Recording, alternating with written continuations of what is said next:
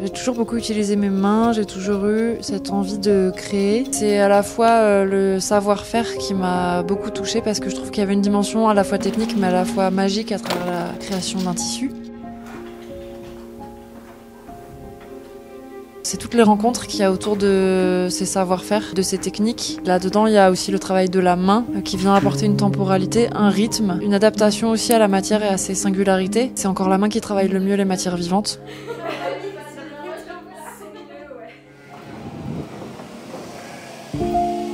Par rapport aux brebis, aux troupeaux, c'est vraiment passé par la laine. La laine, ça a été vraiment un média et puis finalement, c'est une fibre qui est très créatrice de liens. Il y a d'abord une approche un peu charnelle avec cette matière, il y a une approche qui est sensible, un plaisir à la travailler, à être en contact avec.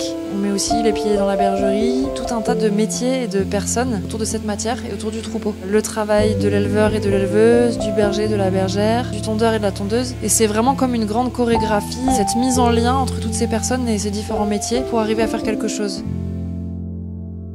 La laine, elle raconte le rapport à l'animal, elle raconte l'histoire entre les humains et les animaux et puis l'histoire entre les humains eux-mêmes. Tout ce mouvement-là qui se crée, qui est absolument passionnant et qui fait que quand on met les mains dedans, on n'arrive plus trop à en sortir.